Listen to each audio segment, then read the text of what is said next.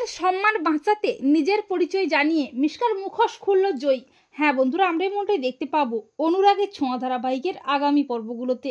দীপা আবারও সূর্যের বাড়িতে যায় ক্রিসমাস ট্রি সাজাতে, কিন্তু সোনা তার মাকে চরম অপমান করে। সোনার অপমানে দীপার খুব কষ্ট হয়।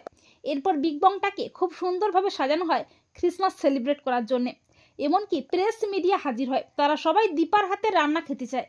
দীপার নিজের হাতে রান্নাবান্না করে আর সবাই সান্টা ক্লজ সেজে আসে। এমনকি মিশকাও সান্টা সেজে বিগ বংয়ে আসে। মিশকা জয়ীকে হুমকি দেখাতে থাকে। এরপর অলি দীপাকে ফোন করে বলে, বাবা দরজা খুলছে না, তুমি একবার ফোন করে বলো। আর দীপা যখন অলির সাথে ফোনে কথা বলছে, সেই সুযোগে মিশকা দীপা রান্না করা খাবারের মধ্যে আরশোলা দিয়ে দেয়। এরপর সবাই যখন খাবার খাচ্ছে তখন দেখতে পায় খাবারে আরশোলা। প্রেস মিডিয়া সবাই দীপার দিকে আঙুল তুলতে থাকে, দীপাকে নানাভাবে কথা শোনাতে থাকে, অপমান করতে থাকে।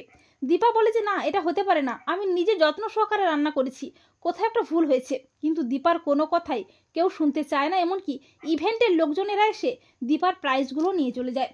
আর খবরটা শুনেই সূর্য তড়িঘড়ি করে ছুটে আসে দীপার কাছে। আর রূপা মনে মনে ভাবে, আমার মা এরকম কিছু করতেই পারে না, আমার মায়ের এতটা ভুল হবে না, আমি জানি এই জঘন্য কাজটা করেছে মিশকা সেন। এরপর মিশকা এসে জয়ীকে বলে, রূপা বেবি দেখলে তো আমি ঠিক কি করতে পারি।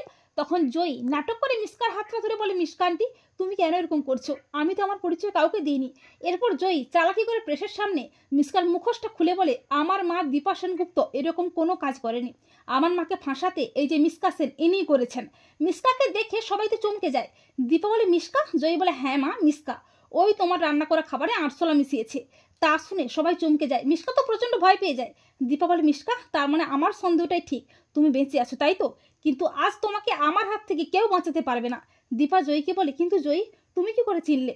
তখন জয়ী বলে, মা আমিই তোমার বন্যার জলে ভেসে যাওয়া রূপা, ওই মিশকার হুমকিতে ভয় পেয়ে আমার পরিচয় তোমাকে দিতে পারিনি। তখন দীপা জয়ীকে জড়িয়ে ধরে আকুল হয়ে কাঁদতে থাকে। তো বন্ধুরা, তোমরা এটাই চাও তো যে মায়ের সম্মান বাঁচাতে জয়ী যেন নিজের পরিচয় জানিয়ে মিশকার মুখোশটা খুলে দেয় প্রেসের সামনে? কমেন্ট করে এক্ষুনি জানিয়ে দাও তোমাদের মতামতটি।